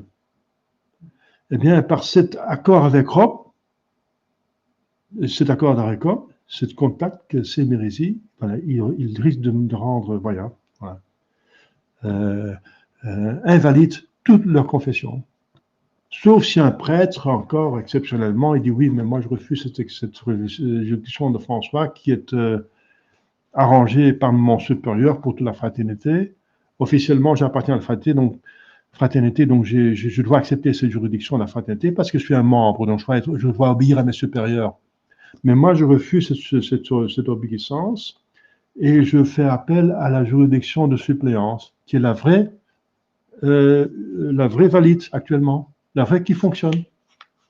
Parce qu'il n'y a plus de juridiction normale. Il n'y en a plus, parce qu'il n'y a plus d'évêques, plus de papes depuis 60 ans, donc il n'y a plus d'évêques résidents, plus d'ordinaires, donc il n'y a plus de juridiction normale. Donc toute juridiction est extraordinaire, mais réelle, et ça suffit. Mais il ne faut pas la refuser, sinon vous ne l'avez pas. Ça va? Donc c'est quand même très très dangereux, la sémi-hérésie. Hein. La sémi-hérésie est très dangereuse et c'est condamné par le pape Hormisdas de manière infaillible. Donc il ne faut pas aller à la fraternité Saint-Bénis.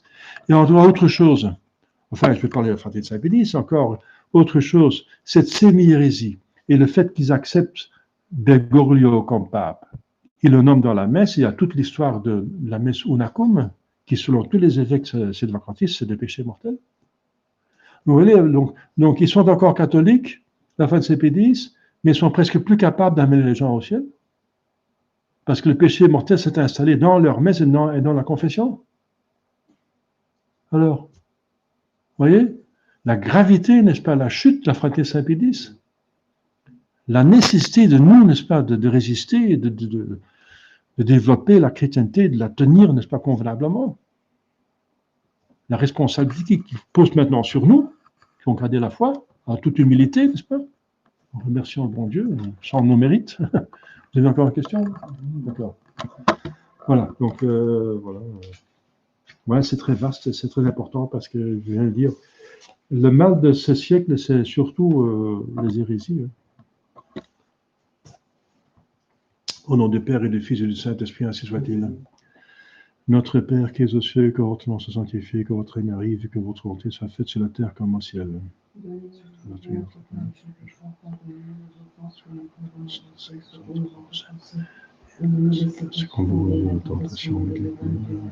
Je vous salue Marie, pleine de grâce, le Seigneur est avec vous, vous êtes bénie entre toutes les femmes, et le fruit de votre entrailles est béni. Dieu, priez pour nous.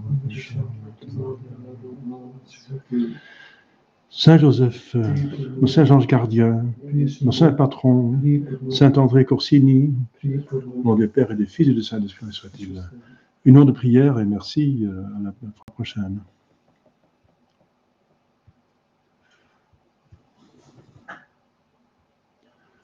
Voilà.